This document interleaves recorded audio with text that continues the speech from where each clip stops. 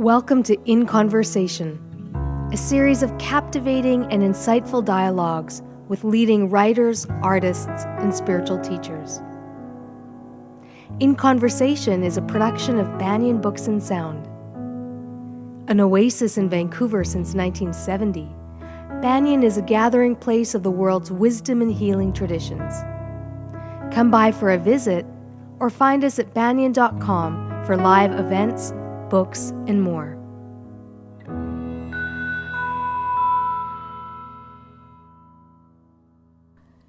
This is Farah Nazarali, and today I'm in conversation with Bruce Lipton. He is an internationally recognized leader and author in the field of science and spirituality, and has written a number of fascinating books, including The Biology of Belief, Spontaneous Evolution, and The Honeymoon Effect. And we're here specifically to talk about consciousness, matter, and tapping into an unlimited source of potential within the human body. So welcome, Bruce. Well, I'm glad to be here because obviously the topic is very timely. It's important as we see the world going through drastic changes. This is actually not a coincidence that the globe is in a state of upheaval, because there's an evolutionary step that we are in process of making, which determines whether we as a species survive or not, and we're at that decision-making point right now. What is the invitation to how we need to respond to the world and the situation that we're in? Well, the first thing is this. 5 times in the history of this planet, life was thriving, and then some cataclysmic event occurs, and then life, from 70 to 90% of life gets wiped out, and then it sort of rebuilds again, reaches that point, some cataclysmic event, and then it gets wiped out and starts over again.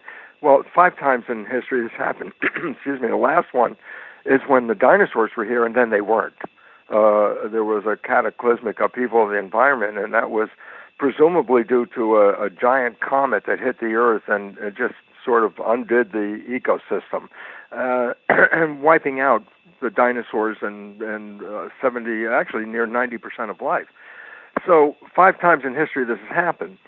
Today, just to give you a little fact on this then, they took a survey of how many animals were on this planet in 1970, and they just did it again last year, and 62% of the entire animal population has disappeared since 1970. Basically saying, oh my God, 2/3 of the animals on the planet are gone in that time period, and that the estimate now, which I believe is conservative, is that in 2048 there'll be no fish in the ocean, and that's because of our polluting the water, overfishing, destroying breeding grounds, etc. All of it comes down to a very interesting fact. Well, the 5 previous mass extinctions were related to things like that comet or massive tectonic plate activity. This particular state we're in right now is we are in the 6th mass extinction. We have already lost over 70% of life on this planet since humans have been here. And what's the point about it is that the source of the problem is human behavior. The way that we treat the planet, the way that we treat each other, the way of not living in harmony within ourselves, within our community, and within our world. That lack of harmony is being expressed in a breakdown of the ecosystem. And between all the pollution and all the other stuff that we're contributing and just essentially raping the planet of its minerals and resources, humans are driving this extinction process. Now, the extinction process is not like, oh, geez, in 1,000 years there might be a problem. No, within decades there's going to be a problem. We are hitting that issue right now. That's why there's so much turmoil, because we're so out of harmony with ourselves, which is also a reflection of being out of harmony with the planet, that we either are going to make a jump here by understanding who we are and how we are really part of this nature and should be participating as a part of nature. If we understand that, there's an opportunity to at least hold on to what's going on here. If we don't get there, the mass extinction is a rapid acceleration process. So, within a few decades, NASA, in a research on this issue, said within a few decades there'll be a total collapse of industrial civilization. That's a fact, and this has been mentioned in the news, but it sort of doesn't get covered by anything. We're dealing with Trump and all these problems, economics and all this stuff, and nobody's paying attention to the little column that says we're in the sixth mass extinction at this time, and basically the only way out is to change human behavior. And the significance is we have been living under a culture that is out of harmony with the world and the universe. And that disharmony is reflected now in a disharmony of our experience on this planet. So there are two main things that I see that are necessary for us to help make this evolutionary jump right now. Number one is the recognition that we are each powerful creators of the world in which we live, which is totally our conventional belief system is everyone says, oh, I'm a victim. I'm a victim of my genes. I'm a victim of the environment or the forces outside of me. I'm a victim. Well, when people claim they're victims, what they're saying is I have no power. And unfortunately, we have been programmed to be disempowered by those that know how to make power, and systematically so. And it's not an unknown behavioral mechanism in controlling us, because the Jesuits have openly stated for 400 years, give me a child until it is 7, and I will show you the man. That's their famous biblical quote. And I say, well, 400 years, people have been going, yeah, that's what the Jesuits said. I said, but you didn't understand what they were saying.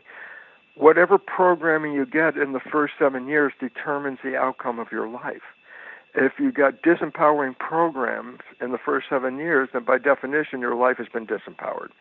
And we have all been disempowered because we have been led to believe that we're victims, first in our health, in our behavior. So the first thing in making the evolutionary leap is understanding that we are creators and we can create a different kind of world. Absolutely, because when you believe you're a victim, you say all these things are happening to us, and I'm saying, no, when you understand what's going on is that we are creating this first because of a lack of knowledge. The famous phrase, knowledge is power. Yes, that's a fact. But I want to say let me just say it in a different way, though, because it's relevant to the moment. Knowledge is power. Everyone says that. Yeah, but here's the more important fact. A lack of knowledge is a lack of power. We have been deprived of knowledge of who we really are. We're not genetic automatons. We're creators. But our programming has disempowered us, and as a result, the world as it's unfolding, we are creating it, but we're doing it without awareness of our own programs that are manifesting this. So this is the wake-up call. If we wake up and recognize we're creators, we may make something different. So how important is ethics and virtues to this empowerment? I mean, wisdom traditions have been training human beings since they've existed in ethics and morality and positive virtues that are life-affirming and that connect human beings with one another.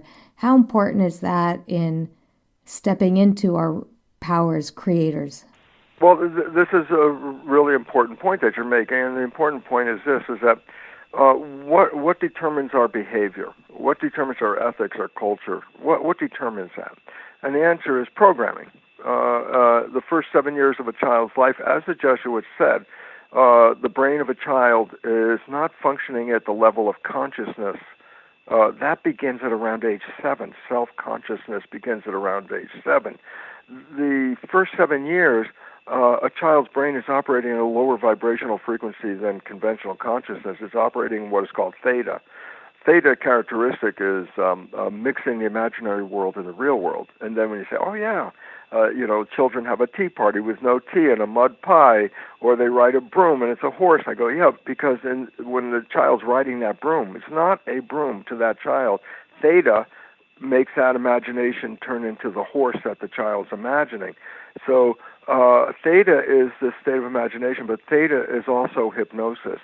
And the reason why this is critical to human development is if you want to be a functional member of a family and a functional member of a community, I say, well, what are the rules?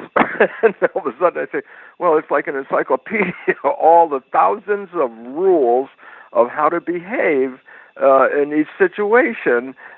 Just to give an example, how a father talks to his own child is not how a father talks to the neighbor's child. It's not how the father talks to the neighbor adult. It's not how the father talks to the wife. It's not how the father talks to the policeman. It's like, oh my God, each circumstance. And I say, well, a child needs to jump into this program. I say, how can a child do that? It can't read. You can't have education classes for infants. I go, oh, nature's taking care of that. In that the first 7 years, the brain operating in theta, imagination phase for the child, is also hypnosis, meaning whatever the child sees or hears is downloaded as if their head was a video recorder. They're just recording everything that's going on, subconscious. And why is that relevant? Because that's programs of how to behave. I see how my parent behaves in this situation. I see how my parent behaves in that situation. That's a download. So I say, oh my goodness, we get off the ground by being pre-programmed. Just to give an analogy so people get what I'm talking about, I go to the Apple store, I buy a brand new iPod, and the front of the iPod, like on the phone, is called the touch screen, where you can touch and engage programs and change. On the iPod, you can select the music and change the volume and adjust the EQ and all these things for the front screen. So that's creative. The front screen is I can create a playlist. I go, great. I say, so I get a brand new iPod, take it out of the box, I touch the touch screen, and nothing happens. It's like nothing plays, nothing happens. Like, why not? And then, of course, some 7-year-old kid, shows me and says, listen, you didn't download any music. If you don't download any music, you can't play any program. And I go, oh, so I have to put something in the hard drive before I can use the creative part. I go, yeah. And it's like exactly with a child. The child needs the programs, and at age 7 gets to use the touch screen, gets to be creative with the program at that point. But the fact is, then the first 7 years of programming are downloaded without consciousness even of that child involved. Consciousness of the child's not operating. So whatever's coming in is downloaded just like a recorder. What's the point? There's no filter. There's no understandings to a lot of things. If a parent's yelling at a child, the child hears the yelling, records the yelling, and may not understand what the whole meaning of the yelling was all about. Is it that the state of the world really is a reflection of our level of subconscious programming as a human species? 100%. And the call to action is that we can change our programming and create a different kind of world, which is based in peace and harmony and abundance in terms of the earth and its ability to be in a relationship of mutual reciprocity. All of that. And the reason is simply this. Culture is passed down like genes. It runs in a family. And whatever parent's behavior you had as parents, in your first 7 years, you've been downloaded with that behavior. But where'd they get it? Oh, they got it from their parents, who they downloaded for 7 years. And so what I say, well, how far back? I goes, well, it goes back generations. And the relevance, I say, why is it relevant? Is because much of our lives we've confused with genetics when it turns out not to even be genetics. It just has to be family programming. Such, for example, as cancer. Cancer is primarily caused by programming, not by genes. And a demonstration of that is a child gets adopted into a family where there's a cancer running in that family, and the adopted child will get the same family cancer with the same probability as any of the natural siblings. But the issue is the adopted child has totally different genetics. The cancer didn't come from the genetics. It came from behavior. And then you can look at behavior, and I say, well, there's behavior that's very beneficial. There's behavior that is actually undermining you. And there are behaviors that may not have either or an effect. So let's talk about behaviors that are beneficial. And I imagine this is some of what you talk about in your book, The Honeymoon Effect. What are the kinds of things that we can identify that will help us step into that role as creators and create a world that's worth living in and that we want to live in? Well, the first thing we have to do is say, what the heck is the program? I was programmed for 7 years. If I ask you, Farah, I say, well, tell me your program when you were 1 year old. And you go, what? I go, okay, tell me your programming when you were 0. You were being programmed actually before in the last trimester of pregnancy. For example, if a parent, they play music to the abdominal wall as the fetus is developing, and they play that music over again and over again, when the child is born, the moment that music starts, the child will have a memory of that. Or if the father talks to the developing child through the mother's abdomen and talks to the child, when the child's born and the father starts talking, the infant will know exactly which one was the father. So learning started before you were born and for first 7 years. And then I say, well, yeah, but these are your programs. And then I say, yeah, but what are your programs? And then the truth is, you cannot consciously tell me what the programs are because you weren't conscious when they were being put in. So now comes the most important point. It's like, well, geez, if I've been programmed, how will I know what the programs are? And then here comes this is the reason why the Jesuit quote is real, is because we now recognize that our nervous system, our behavior, there's two minds, subconscious and conscious. And that the conscious mind is the one that gets engaged around age 7, but the subconscious was working, downloading programs while you were still in utero. And I go, well, the relevance then is the subconscious got all the programs in it, and the conscious is creative. And I go, well, great. That means I can create my life with my wishes and desires. I go, yes, you can. Problem. How much of our life is run by the conscious creative mind versus how much of our life is run by the subconscious program? Subconscious is really important. It's not a bad, place like hell is in the subconscious. No, programs might be hell, but the subconscious is great. I mean, think about it this way. You learned how to walk. That was a very difficult process as an infant. You learned how to walk, before 2? I go, do you even think about walking? No, it's an automatic program. You've had it since 2. And I go, well, thank goodness. That's why you have a subconscious, to do all that. Or driving the car. It's not like the first day you got in the car, it was like overwhelmed by everything you had to pay attention to. Now, after you've driven the car for a long time, you get in, put the key in, you don't even think about the details because it's all automatic, subconscious. That's great. So the key is to really access the subconscious and understand what are the beliefs that are held within the subconscious. What are the programs that were set very early in life?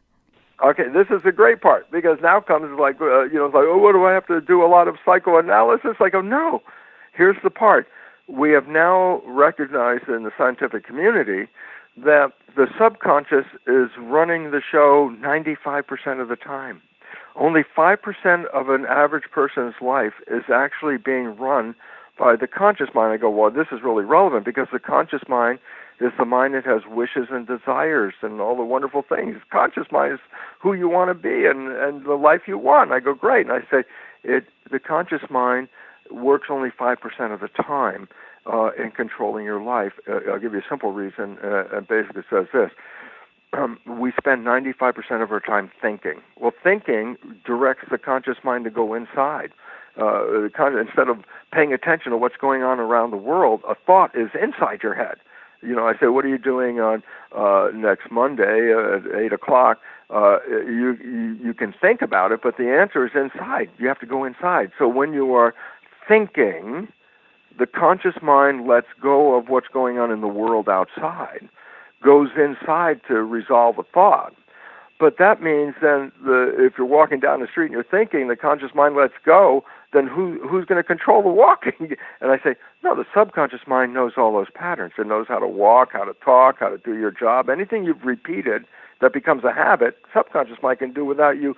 So subconscious mind is autopilot, point. During the day, 5% you are going to be moving toward your wishes and desires with conscious creative mind in control. But 95% of the day, that conscious mind is going to be involved with thought, which means that 95% of the day, your life is controlled by the programs. And I say, well, here's where the problem is. What if you have bad programs? I go, you won't see the program. And the reason why is, well, consciousness is what's observing. And if consciousness is thinking, then by definition, it's not observing. And if it's not observing, then you can't see the behavior that you're playing 95% of the day. And I go, why is all this relevant? Because then I say, your life is not coming from your wishes and desires. 95% of your life is coming from the program. And I go, yeah, but what if the program is self-defeating? I go, you won't see it. Here's a story I've given 30 years in my lecture, and I'll give it tomorrow. Same story, because if you get it, that's the most profound point, and it is this. Probably somewhere in your life you grew up with somebody, you had a friend, you knew your friend's behavior very, very well, and you happen to know your friend's parent. And one day you see your friend has the exact same behavior as their parent, and of course you really want to tell your friend, you go, oh my gosh, Bill, you're just like your dad. And then you back away from Bill, because the first person to get all upset that they've been compared to their dad is Bill. He goes, how can you compare me to my dad? I'm nothing like my dad. And most everybody laughs because they have an understanding or that experience. I go, that's the profound story. That's the profound story. Everyone else can see that Bill behaves like his dad. It's only Bill who doesn't see that. I go, oh, that's easy to explain. Bill's running his life with his conscious mind, but the moment he starts thinking, autopilot, subconscious kicks in, plays the program. Yeah, but where'd the program come from? He downloaded it by observing his dad. So when the conscious mind is in thought and not paying attention, the behavior that's being expressed is not being observed. And if that behavior is a negative behavior, well, you'll be sabotaging yourself, and you're the only one who will not see it. And like Bill, you'll say, what are you talking about? I'm not like my dad. So this quality of observation and awareness of our behaviors is part of the unraveling of subconscious programming. It's the whole part of unraveling. And here's the point. So here's the summary. I went off on that, Farah, but let me give you the summary of that. And it basically says this. 95% of your life is coming from subconscious programs. Consequently, your life is essentially a printout of your subconscious. Whatever's going on in your life, you're creating that. So why is it a problem? I go, well, let's say you're struggling with relationship. I go, it's because the universe doesn't want to give you a relationship? I go, no. Your programming is sabotaging relationship, and you can't see it. And all you get is the conscious awareness of, geez, it didn't work. Too bad. It fell apart. And it's like you didn't see that you were engaged in that whole process as well. And so here's the conclusion. What are your subconscious programs? Answer is simple. Look at your life right now. Everything you like that comes into your life comes in because the subconscious has a program that acknowledges that. But, and here's the one, anything in your life that you struggle over, work hard for, sweat over to make happen, you put a lot of effort in, you're working to get X or Y, you're working hard. And I go, why are you working so hard? And the answer is simple. That destination is not supported by your program. Whether it's a relationship, whether it's health, whether it's making money, just look at your life. Where you're struggling, we have always a vision of I'm struggling because the outside world is not supporting me. And I go, no, that's the whole silly part. You're struggling because your own invisible subconscious program is not letting you get there because it's not in the program. So the first thing is you can say, well, what is my program? I say, well, look at your life. whatever you have trouble obtaining, struggling for, working hard for, sweating over, you're working hard because basically it means that you don't have a program to support that conclusion. And all of a sudden you can go, oh my God, I can look at my life and say which beliefs or programs are affecting me in a negative way. And I go, well, now that you know what those are, how about changing the program? I go, yeah, you can change those programs. And then the benefit is, first, if you know what you want to change, then changing the program is easy. The hardest part is, well, what do I want to change? I say, well, look at your life. And then all of a sudden it gets a lot easier. What do I want to change? Where am I struggling? I don't want to struggle. Oh, well, then you want to change the program. Your program is not supporting you. So how is this, I can see how in a lot of ways people may sabotage their desire for success, whatever success looks like to them, whether it's material or in relationships or whatever that looks like. But how is that connected to our relationship of harmony with the natural world? Because I'm going to give a fact, and it's an interesting. It's such a major fact, and it's not even arguable. It's a fact, and it's based on quantum physics. And you go, quantum physics? Oh my God, that's the weird stuff. I go, no, wait. Quantum physics is the physics of the universe, and physics means mechanics, mechanisms.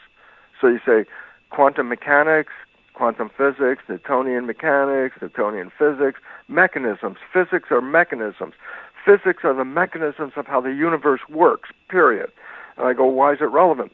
Number one, quantum physics is the most valid science on planet Earth today. There is no science that has more truth to it than quantum physics at this moment. There's not one science more valid.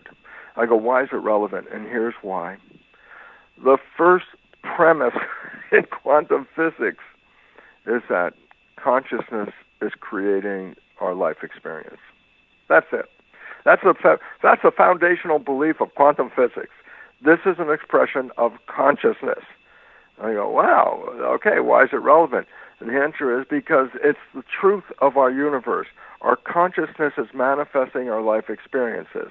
Our collective experiences are the result of collective consciousness. And I go, well, then that's why we all get uniform at some point. This is green. This is sweet. These are, once we uniform, we get all, and that's what happens in your first 7 years, you get programmed to take part in the system as it's been created by all the collective group. Although most of the people that are creating it are ignorant of the fact that they're creating it. They've just been programmed to create it. So why is it relevant? The truth of physics is consciousness is creating this. You want to change your life? You change your consciousness.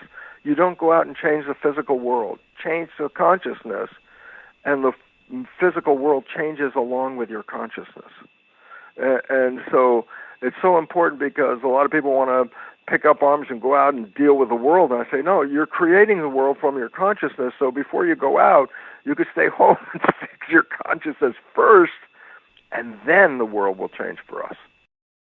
Mm-hmm. And hence the teachings, the long-time wisdom of spiritual traditions that emphasize cultivating a certain consciousness or state of being, and then moving or acting in the world from that place rather than the acting without paying any attention to our inner states or inner mind. This is ancient wisdom. Ancient wisdom is fully supported by modern quantum physics. And ancient wisdom, let me give a term. In quantum physics, in Newtonian physics first, that's the one almost everybody's been programmed, and that's a belief that the universe has two major elements or realms of physical, mechanical things or the invisible energy thing. So in Newtonian physics, there's an invisible energy realm and a physical, mechanical realm. And we put ourselves as physical bodies in the physical, mechanical realm and separate ourselves from the energy. And that's what Newtonian physics has separated the universe into two different realms, and we are part of the material realm. And I go, okay, and I say, why is this relevant? Because quantum physics comes in and says that was an illusion. The idea that matter and energy are two separate things is a total illusion, that everything is one thing, energy. Everything is energy. And I say, why is it relevant? Because when you make duality, you can separate energy from matter and then say they don't influence each other. And I say, yeah, but in quantum physics, energy is everything. Everything that looks physical is only the illusion. I like it. There's a quote from Einstein that said that the universe is the illusion is merely illusion. The physical universe is merely an illusion, albeit a persistent one. That's what Einstein said. And basically, so the fact is, why is it relevant? Because energy is connected. Well, physical things, you can say, oh, I can separate A from B and talk about A over here, and then move over here and talk about B. In a Newtonian world, that's two separate things. But in a quantum world, that's an illusion of separation. Energy is always connected. They're waves. They're in the field. The word field, and here's what I'm getting at. The word field in physics is about the power of this invisible energy realm, that wherever you are right now, there's a physical realm and you're physically there. But I say, yeah, but there's also at the same time this invisible realm. You're immersed in telephone broadcasts, cell phone broadcasts, television, radio broadcasts, even solar energy. There's a field. So the word field is implying about the invisible energy. Now finally getting to the important point. The word field means that the invisible forces are the sole governing agency of the material world. The invisible forces called the field are governing the experiences on this planet. And I go, well, that's interesting because the definition of spirit is exactly the same, the invisible forces that have this influence in our physical field. And I go, quantum physics today has brought back the ancient knowledge that an invisible energy field is influencing our experience here. And quantum physics saying, yes, it is, and it is the more powerful controlling element. It's the invisible field that's shaping the physical world. And all of a sudden it's like, oh my God, quantum physics is the modern version of spirituality. And quantum physics, the most valid science of all. Therefore, we go back and recognize, while we see ourselves as these physical entities, the truth is we are energies, and we are spirit. We're in part of the invisible field, and we're playing through a body like a television program. Like the body's the television, we're the program on this thing. It's all spiritual. And we change it by changing our consciousness, and that's what quantum physics says. And I say, well, why is it relevant? Because if you're struggling in the world, and we keep looking outside and saying the struggle is coming from outside, that's where we have to change the game. The struggle is we're creating it in our own belief system, not that that's our wishes and desires conscious mind. No, we're creating it from the program that has been passed from generation to generation. And to get out of this program, which is in self-destruct at this moment, we need to reprogram. And that's the upheaval that the planet is experiencing when the structures of economy, religion, government, everything is being shaken to the core. It's because it's time to rebuild it in harmony with the planet, because our cultural development we have is causing the problems with the planet. And if we want to survive, we have to reprogram those beliefs that have taken us down this road. And that's the only way out of this situation. So the only way out is to really go in and unroot those programs that are causing us to see a world where there's so much destruction, so much conflict. Exactly. And so, because the idea is this, am I a victim or am I a creator? They're not the same. They're mutually exclusive. You're either a victim or you're a creator. And the fact is, we bought the role of victim and in the process have lost the nature of being the creator. As soon as you believe you're the victim, it's like, oh, I can't do it. I'm the victim. I have no power. It's like, if you believe that, then your whole operation from that point on is based on the fact that I don't have power. and people have been disempowered as a mass for generations of, who do you think you are? It's like, I'm a creator, and you say that, then you get slapped down until you learn, no, I'm just a victim of this world. It's like, no, you are creating. And if you don't like the way your life is working, instead of saying I'm a victim of these circumstances, we must go back and look and say, no, you're a victim of programs. And if you change those programs, then you have empowerment. And if you don't change it, you are the program. Well, it's certainly very empowering and radical to think that the entire world is, really a projection of what invisible forces are in terms of subconscious and in terms of cultural norms and patterns that have been passed on through generations. This is the whole issue that happened when quantum physics came into our consciousness around 1925 with Planck and Einstein and all these other people that people know the names of. 1925. I say, why was it relevant? Because in 1924, the universe had this. This is how the universe worked. And in 1925, it's like, no, it isn't. This is how the universe works. And it was like it is a revolution. It took us from an abacus to space flights. That the quantum revolution did this. The whole world in this quantum revolution. But it didn't just happen overnight, because there was a lot of resistance to people who had been programmed of a Newtonian universe and were not ready to change their belief and get into the quantum understanding, and it took a while. And look, it was 1925 when this came into physics. It's only now that the nature of this field, spirit, consciousness, and the nature of it and the power of it is coming back into our consciousness now. And this is what the evolution is all about.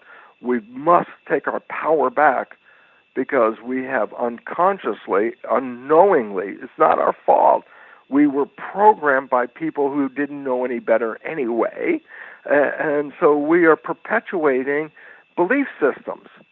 And these perpetuate, the belief systems we're operating by are self-destructive, like Darwinian theory.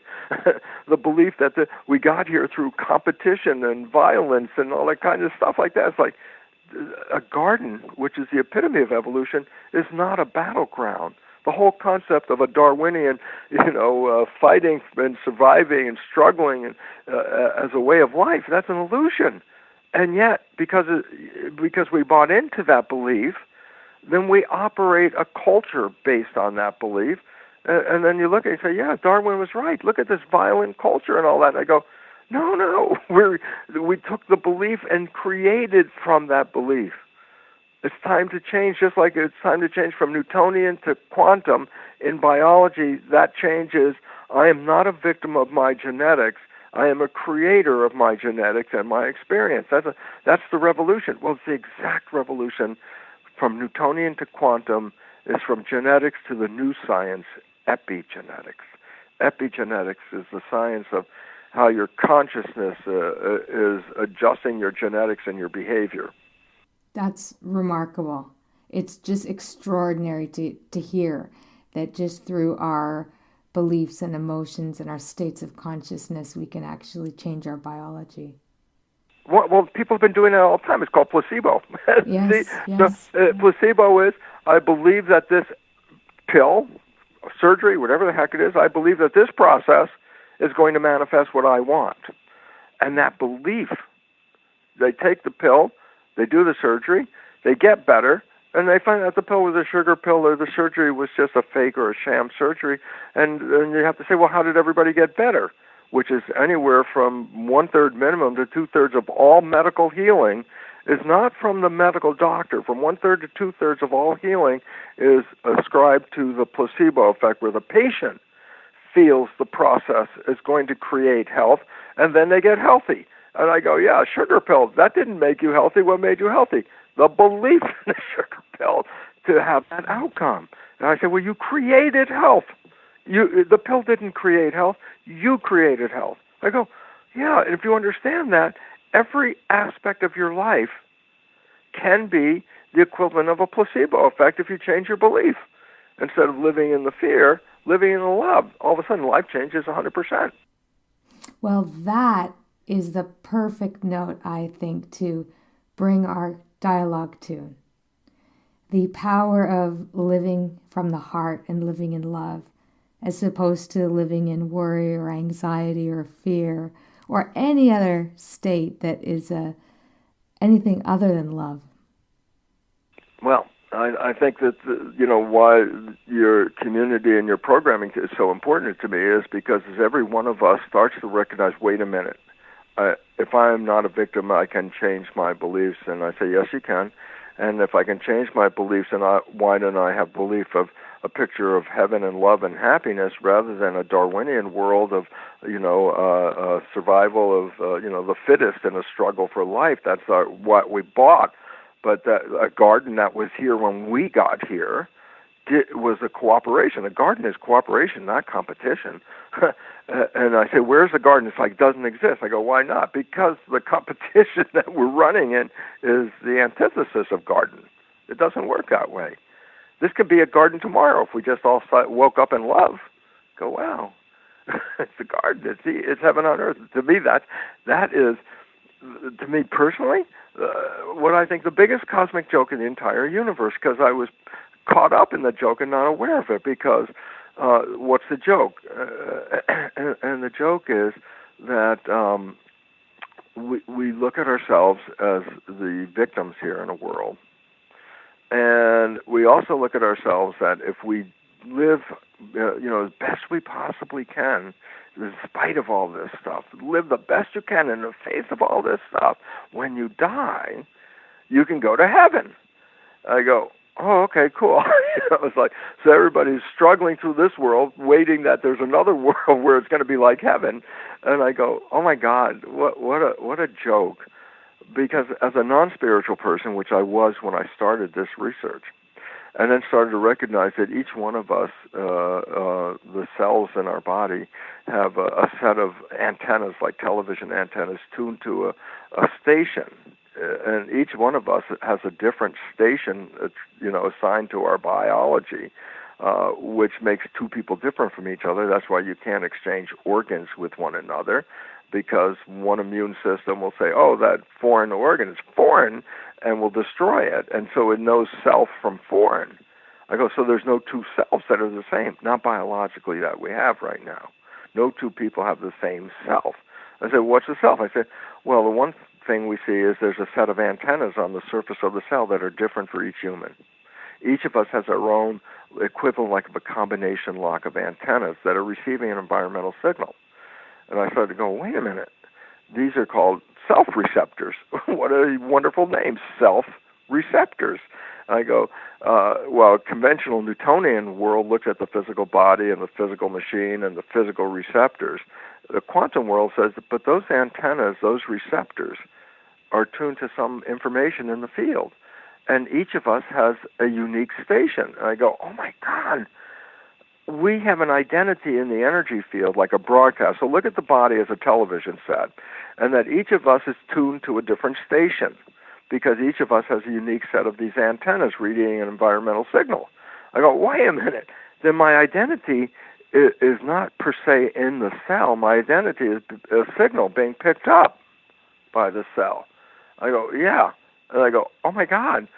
Then the relevance of that is you can't die because your signal is always here. Your body, the television, can die, but if another embryo shows up with the same antennas that you have right now, then that embryo will be you, whether it's male or female, not relevant. Whether it's black, white, red, yellow, that's just a television set. And all of a sudden I said, oh, geez, I can't die. I'm not even in here. I mean, here's a non-spiritual person all of a sudden recognizing I'm a broadcast. And then it hit me, it's like, oh my God, there's a body and a spirit. The spirit is the broadcast. The body is the equivalent of the television set.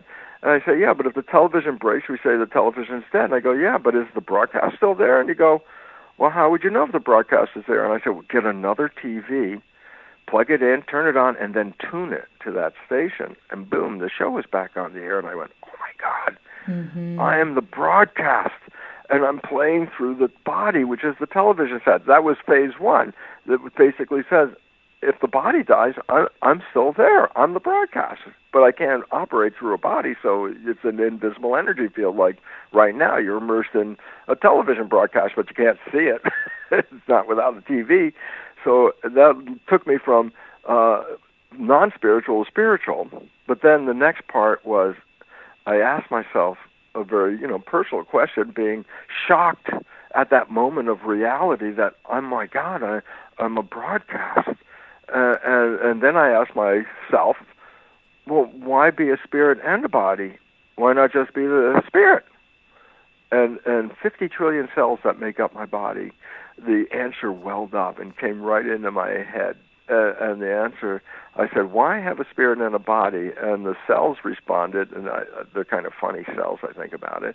My cells responded by saying, Bruce, if you're just a spirit, what does chocolate taste like? And all of a sudden, I said, oh, my God, the body is a device with all these receptors, eyes, ears, nose, taste, touch, pain, emotions, love, fear, receiving and responding. I go, wow. Then the significance is my consciousness can have an imagination of what love is about, but my body provides a physical manifestation that it translates into the brain, and the brain broadcasts back to the source. So a sense of love becomes from the biology, is translated into an energy. That's what the nervous system does. It takes in sound and smells and taste and touch and all these things, but the brain converts it into a vibrational broadcast. And so all of a sudden I say, oh, so a spirit can come to the planet and smell the flowers and see the sunsets and understand what love is all about. I go, wow, that's pretty great. And then I also realized, but the spirit can move the body around and be creative with it. And I go, oh my God, how about this? This is like maybe the most fabulous cosmic joke in the entire world, is that we don't die and go to heaven. We're born into heaven. In other words, we come into this manifestation to do what? To create and to experience. And all of a sudden it's like it's a virtual reality suit. And that, well, what are we experiencing? I look around, I go, well, it depends on your consciousness. You could have heaven on earth in one consciousness, and you could be in the middle of a war in another consciousness. I go, oh, wow. And all of a sudden I realized the joke. And also the responsibility to be an example so that other people can see what's possible. Those that are caught up in a consciousness that's creating suffering can find a way out. Exactly. And so the reality is, the exciting part, this is when I wrote the book, The Honeymoon Effect. And I wrote it because you don't have to be in a honeymoon with another person, but so many people, that's a direct experience, so I thought that's why I try to get the mass with this with this book called The Honeymoon Effect. And I say, your life could suck every day. And then you meet this person, and 24 hours later, life is heaven on earth. Oh my God, you're so in love. You can't believe it. The food's better. The music's better. The love is great. Life is fabulous. Even the job you hated is not so bad all of a sudden. I go, wow, what happened? In 24 hours, you went from hell, and 24 hours later, you're experiencing heaven on earth. And now we have an understanding. And the understanding is this, that in the biology of it, they looked at when people are in love, like, full out kind of honeymoon love, they stop playing the program. They stay in the conscious mind. They become what is called mindful. And if they become mindful and they stop playing the programs, then they're operating with a conscious mind. Up to 90% of their life is coming from conscious. Yeah, but that's wishes and desires. And I go, yeah, exactly. Once they started operating from wishes and desires, life was not the hell it was the day before. Now life is this heaven on earth. And I say, what was the whole difference? You stop playing the program. And the moment you stop playing the program, your creative character of your conscious wishes and desires were made manifest. and then you found yourself heaven on earth. And I go, that was the intention to come here from day one. It's just the damn programming that took us away from not having this as an everyday life experience, that it is heaven on earth every day. Well, I feel very inspired by what you've had to say, and I also can really feel the excitement and enthusiasm that you have for the work that you do and sharing it with others, and it's been a real delight. Thank you so much for that opportunity to give a little bit of that message.